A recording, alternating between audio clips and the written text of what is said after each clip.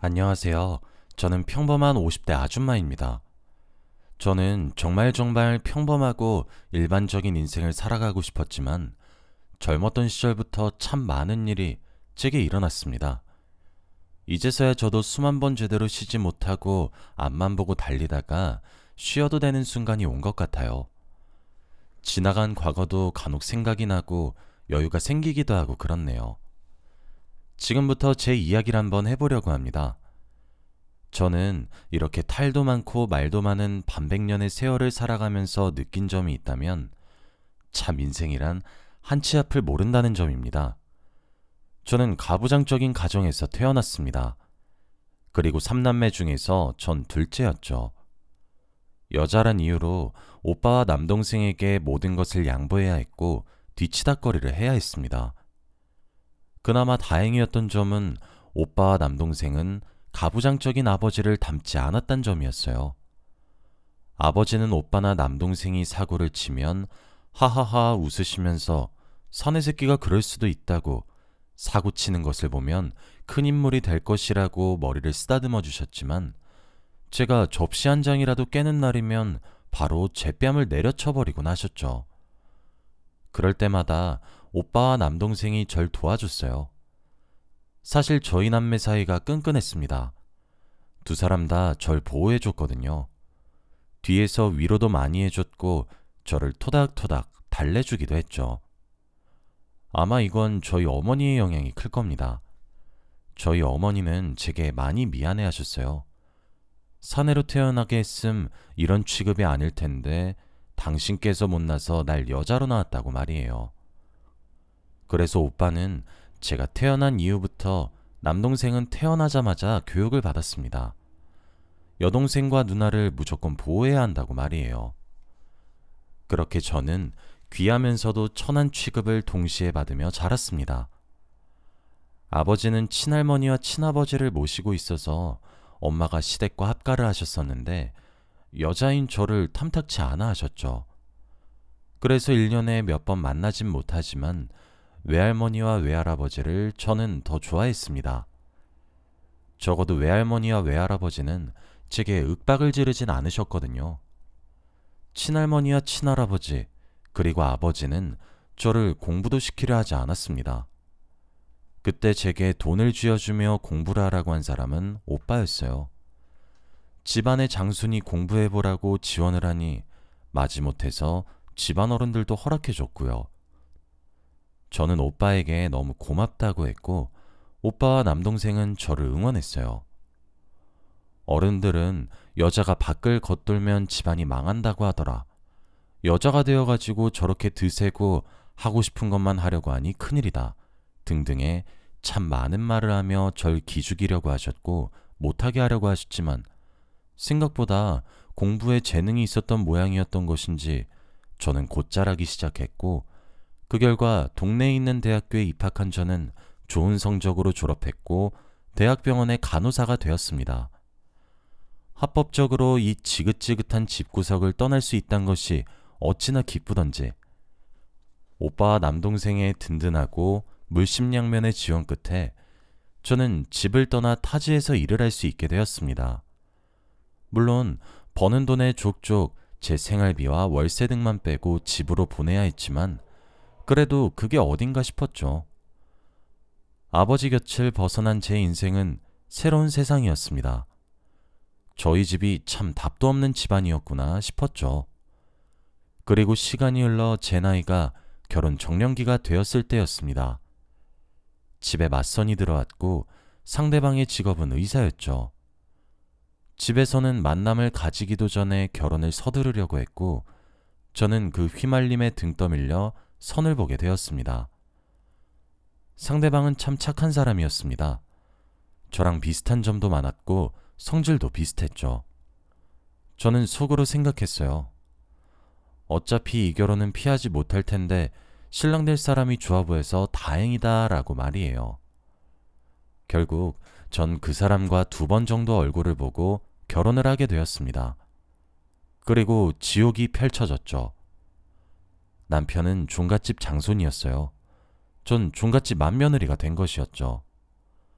새벽 4시부터 일어나 한복으로 갈아입고 움직여야 했으며 매일 삼시세끼를 차려내야 했습니다. 직장? 당연히 꿈도 꿀 수 없었습니다. 내가 이 집 며느리로 들어온 것인지 종년으로 들어온 것인지 가늠하기 어려운 하루하루를 죽지 못해 산다는 느낌으로 버티고 또 버텨냈습니다. 결혼한 지 3개월 지났는데 그때부터 장손과 결혼한 종갓집 맏며느리의 임무는 장손을 또 낳는 것이라고 임신에 대한 강요와 압박이 들어오기 시작했습니다. 그나마 그 지옥 같은 곳에서 버틸 수 있었던 건 남편이 제게 많이 미안해했고 집안 어른들의 눈치와 등살에 앞으로 나설 순 없었지만 저를 방에 숨겨주며 잠시 쉴 틈을 마련해주기도 했고 매일 밤마다 미안해했으며 퉁퉁 부은 제 팔과 다리를 주물러 주었기 때문이었을 겁니다. 여러분들은 그게 뭐가 버틸만하냐 물으실지도 모르지만 저와 제 남편처럼 어른들에게 치여 살기 시작하면 반항과 반박을 해야 한다는 사고가 굉장히 어렵고 무겁고 아득하게 느껴집니다. 그것도 해본 놈들이나 하는 거지 저와 남편은 해보지를 못했으니 당연히 할 줄도 몰랐죠. 그래서 저를 보듬어주는 것만으로도 그 좋아하던 공부하지 못하고 여기 끌려와 종년 노릇을 해도 내가 고생하고 있다는 것, 그거 하나는 남편이 뼈저리게 잘 알아줘서 견뎠습니다. 임신 압박이 들어오게 되면서 점점 더 힘들어졌고 저는 아이를 가지는 데 집중했어요. 살기 위해서 말이죠. 저는 그렇게 임신을 했죠. 원하던 임신이었지만 전 매일 불안에 떨어야 했습니다. 혹시 아들이 아니면 어쩌나 하고요. 매일 자기 전 누워서 달을 바라보며 기도를 했죠. 하늘도 제 간절함을 알았던 것인지 아들이 태어났고 전 그날 기뻐서 엉엉 울었습니다. 하지만 기쁜 것도 잠시 아이가 태어나자 제가 도망을 가지 못한다고 생각을 하셨던 것인지 시집살이의 수위가 한껏 올라갔습니다. 특히 시어머니가 그리도 저를 괴롭혔습니다. 시부모님의 가부장적인 행동거지들은 어찌나 심하던지 저희 아버지가 천사로 보이는 지경이더군요. 너무 괴로웠습니다. 아이를 낳고 망가진 몸도 힘든데 절 그리 못살게 구시니 사람이 미치겠더군요. 남편은 저를 도와주려고 애는 썼지만 용기는 내지 못했어요. 나중엔 그런 남편의 우유부단한 행동도 신물이 나더군요. 매일 밤을 눈물로 지새우며 지냈습니다. 그때가 결혼을 한 지 딱 5년이 되던 해였죠. 제 우울증은 점차 심해졌어요. 아이는 태어나서 이제 말도 제법 하고 아장아장 잘도 걸었지만 저는 죽지 못해 살았습니다. 남편과는 말도 안 섞기 시작했죠. 결론적으로 저 사람은 본인의 아내와 자식을 지키지 못하는 거니까요. 그런데 제가 많이 힘들어 보였던 건지 뭔지 남편이 제 오빠와 남동생에게 연락을 했더군요. 결혼하고 난 이후 친정에도 보내주지 않아 오빠와 남동생을 3년 만에 봤었죠. 그날은 선산에 가는 날이었기 때문에 집에 여자들만 남아 있었어요. 남편이 저를 등 떠밀며 떠나라고 하더군요. 지켜주지 못해서 미안했고 앞으로도 난 어른들의 말씀을 여기지 못할 거라고 그러니까 떠나라고 하더군요. 제게 통장 하나를 내밀면서 미안하다고 절 붙잡고 눈물을 흘렸습니다. 아이는? 이라는 제 질문에 나중에 밖에서 따로 보자. 이러다 당신 죽어. 그러니까 여기 떠나. 이건 내가 미리 작성한 서류야. 내일 당신이 사인만 하고 법원에다 제출해. 미안해. 내가 해줄 수 있는 게 고작 이런 게 전부인 사람이야. 라며 제게 서류 봉투를 내밀었죠. 아이를 두고 떠나는데 아이가 어찌 눈에 밟히지 않겠습니까? 눈에 아른아른거리는데 오빠와 남동생은 떠날지 말지 망설이는 절 잡아 끌고 차에 집어넣었습니다. 남동생은 눈에 눈물을 그렁그렁 매달고 누나, 꼴이 이게 뭐야? 라며 슬퍼했고 오빠는 남편을 쏘아보면서 남의 집 귀한 딸 꼴을 이렇게 만들어놔? 양심 없는 새끼. 내 동생한테 연락하지 마! 하며 윽박을 지르고 차에 시동을 걸었습니다. 친정으로 돌아갔어요. 제 꼴이 얼마나 말이 아니었던 건지 알 리가 없지만 그렇게 엄하셨던 할머니와 할아버지 그리고 아버지께서 아무런 말씀도 하지 않고 헛기침만 큼큼 마시고 자리를 뜨셨죠. 엄마는 버선발로 달려나와 말리지 못한 자신을 원망하라며 제게 미안하다고 절 끌어안고 우셨습니다. 아버지도 할아버지와 할머니도 제 꼬라지를 보고 죄책감이라도 느끼셨던 것인지 별말 없이 가만히 계셔주더군요. 사실 세 사람이 뭐라 한마디라도 했음 콱 죽어버릴까 생각이라도 했을 텐데 그때만큼이라도 그 독사 같은 입을 다무신 것이 어찌나 감사하던지 일생에 처음 세 분께 사랑을 받아봤다는 생각이 들었습니다. 그 후 오빠와 함께 정신과를 다녔고 약물 치료를 받으며 우울증을 완화시키기 시작했습니다. 산후조리도 제대로 못했기 때문에 몸도 마음도 엉망에다가 걸레짝이 되었죠. 전 오빠와 남동생의 극진한 보살핌을 받았고 제 꼴을 보고 속을 많이 상해하셨던 어머니도 각성을 하셔서 집에서 큰 소리를 내며 저를 보호해주기 시작했습니다. 그런 어머니께 아버지가 한 소리를 하려다가도 어머니가 애 꼴을 보세요. 당신은 양심도 없어요? 라며 비명에 가까운 소리를 지르면 꿀먹은 벙어리가 되셨죠. 그렇게 보살핌 속에 저는 1년 정도 만에 많은 것들을 회복할 수 있었고 그제서야 이혼 서류를 접수할 수 있었습니다. 그리고 그 사이 남편에게는 연락이 오질 않습니다. 아이가 너무 보고 싶어서 연락을 했지만 받질 않았죠. 아이가 제 껌딱지였는데 행여나 찾지는 않을지 걱정이 그제서야 되더군요. 저도 그 사이 제정신이 아니었던 거겠죠. 전 그렇게 복직도 준비했고 일상생활을 하기 시작했습니다. 아버지가 그래도 여자는 결혼을 해서 조용히 집안에서 애나 길러야 한다며 재혼의 뉘앙스를 언급하면 어머니의 눈은 세모가 되었고 오빠와 남동생도 눈에 불을 번뜩였죠. 그렇게 가장 귀한 취급과 천한 취급을 동시에 받는 제가 얼마나 우습고 기가 차던지. 분가는 걱정스러워서 허락하지 않았기에 저는 저희가 살던 지역의 대학병원에 재취직을 했습니다. 다행히 그때 경력단절을 우대하는 사업이 진행되고 있어서 제가 뽑혔죠. 그렇게 점차 제 삶의 리듬을 찾았고 정상적인 생활이 가능해지면서 아이가 너무 보고 싶어졌어요. 이미 이혼 처리가 되었지만 그래도 아이 아빠인 남편에게 연락을 해도 닿질 않았죠.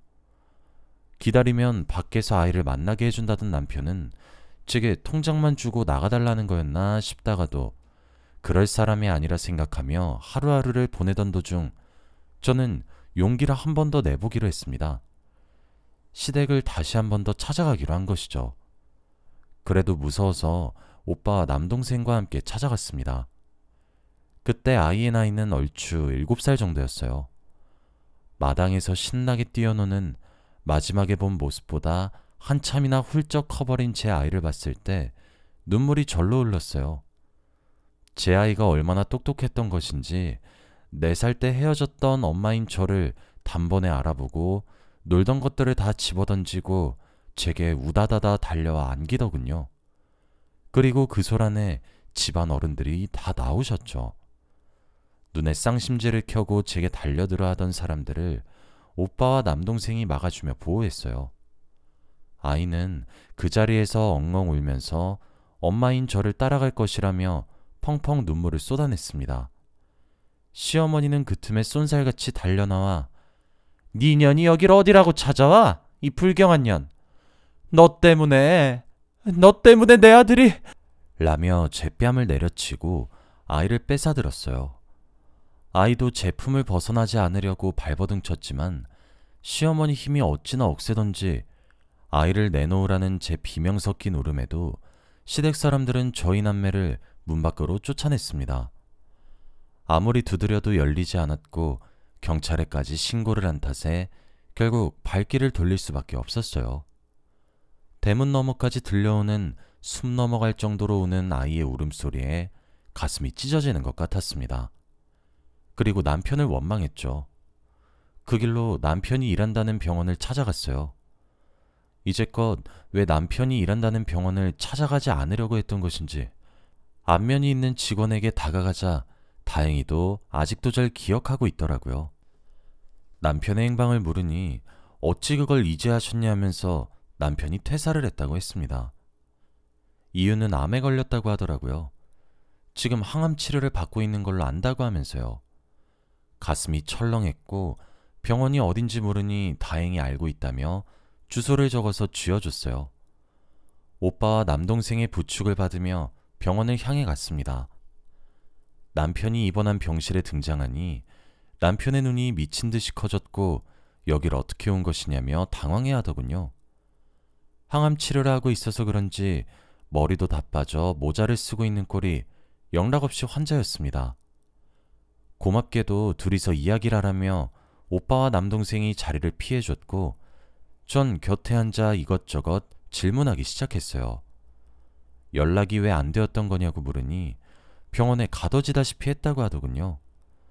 항암을 하게 되면서 기억력이 무척이나 나빠졌고 아이는 제게 맡긴다고 시댁에다 신신당부를 해서 괜찮은 줄 알았다고요.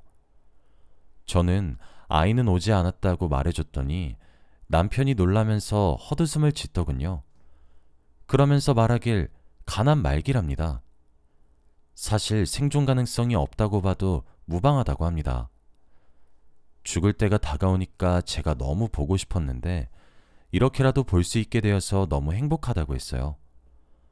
하늘에다가 대고 그렇게 기도했는데 자신의 기도를 들어준 것 같다며 바보같이 웃으면서 말이죠. 그러면서 제게 제안하더군요. 사망보험금이 나올 테니까 자신과 재혼하자고 하면서요.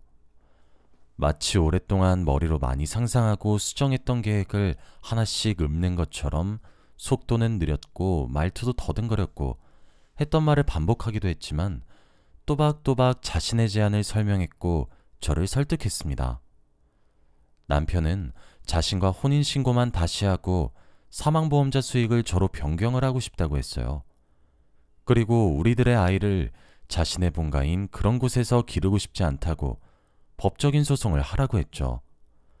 이미 자신에게 주어진 시간은 얼마 없다고, 그러니 본인이 죽고 나서 나오는 사망보험금으로 우리 아이 남부럽지 않게 사랑을 주고 자신의 몫까지 잘해주며 잘 키워달라고 했습니다. 자신처럼 집안에 치여 살지 않는 아이로 자라나게 해달라고 울먹이면서 제게 죽기 전에 하는 자신의 마지막 부탁이니 곧 가는 사람 소원 들어주는 셈치고 자신의 어거지를 들어달라고 한이 맺혀서 그렇다고, 저도 아들은 자신은 머저리처럼 제대로 지켜주지 못한 것이 너무 사무쳐서 그렇다고 제발 들어달라고 마지막엔 거의 빌다시피 부탁을 했습니다. 그 모습에 매일 치여 사는 저를 밤마다 팔다리며 온몸을 주물러주며 미안하다고 했던 남편의 모습이 떠올랐고 그런 남편을 저는 꼭 끌어안고 그러겠노라 대답을 했죠. 수년 만에 다시 안아보는 남편의 몸은 뼈가 앙상하게 붙어 있었고 너무 말라 있었습니다. 그리고 제 마음이 그토록 아팠던 이유도 남편을 여전히 마음에 담아두고 있기 때문이란 것도 알게 되었죠. 저와 남편은 그렇게 모든 것을 조용히 준비하기 시작했습니다. 다시 혼인신고를 했고 수익자를 변경했으며 혹시 모를 시댁에서 올 소송에 대비해서 남편은 스스로 동영상을 하나 찍었습니다. 자신의 명의로 된 모든 재산은 제게 이전을 할 생각이기 때문에 이전을 한 것이며 제가 남편의 사망보험금을 노리고 혼인한 것이 아니라 본인 스스로가 수익자 변경을 요청한 것이라고 말입니다. 필요한 경우가 생길 수도 있다고 하더군요. 그렇게 변호사에게 아이를 돌려받을 수 있는 방안을 여쭤보고 모든 것을 아주 만반의 준비를 했었습니다. 그렇게 총 3개월이란 시간이 걸렸습니다. 그동안 제가 몰래 쥐어준 휴대폰으로 시댁 식구들과 겹치지 않는 동선으로 남편과 매일 만났죠. 남편은 정말 한이었다는 말이 맞았는지 모든 것을 완벽히 준비하고 바로 다음 날 거짓말처럼 혼수 상태에 빠졌습니다. 그리고 더는 눈을 뜨지 못했어요. 남편의 장례식에 들어가는 것조차 거부되어 남편이 떠나는 길조차 제대로 배웅하지 못했습니다. 그리고 저는 준비했던 모든 것들을 기다렸다는 듯이 터뜨렸어요. 아무런 준비도 못하고 주 양육자가 아니었던 시부모님은 제가 거는 소송에 족족 패소할 수밖에 없었고 법원의 명령으로 아이는 제가 되찾아올 수 있게 되었습니다. 심지어 종갓집과 선산의 명의도 남편이 제 명의로 변경을 해줬습니다. 그리고 인근에 재개발을 한다고 땅을 팔라는 제안에 엄청난 금액을 받고 선산과 종갓집 터도 다 팔아버렸습니다. 게다가 사망보험금의 수익자 또한 저로 되어 있었기 때문에 남편 앞으로 나온 모든 보험금들도 제가 다 챙겼습니다. 남편의 성견지명이 맞았던 것인지 실제로 시댁에서 소송이 걸어왔고 남편이 찍어준 동영상을 증거로 내세워 고소 또한 기각을 시켰습니다. 남편의 목숨과 맞바꿔 세운 완벽한 계획이었으니 제가 질 리가 없었죠. 선산도 종갓집의 터전도 조각내고 없앨 수 있는 것들은 모조리 다 팔아치워버렸습니다. 꼴도 보기 싫어서 말이에요. 시댁은 난리가 났습니다. 일가 친척들까지 절 찾아와 들들 볶았고 그럴 때마다 족족 경찰에다가 협박죄로 신고를 했습니다. 그랬더니 그제서야 시댁에서 저자세로 나오더군요. 남편이 숨을 거두기 전 제가 당한 일을 생각하면 복수해도 상관없다고, 그래서 명의를 이전해 주는 거라고. 하지만 그래도 우리 부모님 노년에 집 한 칸은 마련해서 살게 해달라고 부탁을 했었어요. 저자세로 나오는 시부모님께 시골에 조그마한 땅과 밭을 사놓은 곳을 주소로 적어드렸고 2번 다시 저와 제 아들 눈앞에 나타나지 않는다는 조건을 수락하면 1억의 돈을 주겠다고 했습니다. 땡전 한 푼 없었던 시댁은 어쩔 수 없이 울며 겨자 먹기로 제 조건을 수락했어요. 그래서 우린 각서를 썼고 공증도 받았죠. 그렇게 모든 일을 처리했고 종갓집 가문 하나를 박살내었어요. 선산도 없으니 어디 가서 체면도 안 서질 테니까요. 그곳은 개발지역으로 바뀌었습니다. 새로운 건물이 올라간 것으로 알고 있어요. 그리고 시댁 어른들의 머리 한 가닥조차 볼 수 없었죠. 전 제 품으로 돌아온 아이와 단둘이서 평화롭고 행복하게 잘 살아갔어요. 그리고 어느덧 벌써 제가 50대가 될 정도의 시간이 흘렀죠. 제 아들이 올해 의사과정 중 인턴 과정을 밟게 되었습니다. 몇 년 만에 엄마 얼굴을 단번에 알아볼 때부터 머리가 비상하다고 생각을 했었는데 제 아빠를 쏙 빼다 닮은 모양인지 의대에 들어가 정말 열심히 공부를 했습니다. 의대에는 천재들 중에서 천재들만 간다고 하던데 그곳에서 장학금도 타고 그랬으니 제게 얼마나 자랑스러운 아들이 되어주었는지 여러분들도 잘 아시겠죠? 마당에 뛰어놀던 아가가 어느새 의사 가운이 어울리는 모습을 하고 듬직하게 엄마를 지켜주네요. 오늘도 다른 날과 다름없이 아들과 전화를 하고 끊었는데 오늘따라 남편이 물씬 생각나는 밤이에요. 여기까지가 제 이야기였습니다. 읽어주셔서 감사합니다.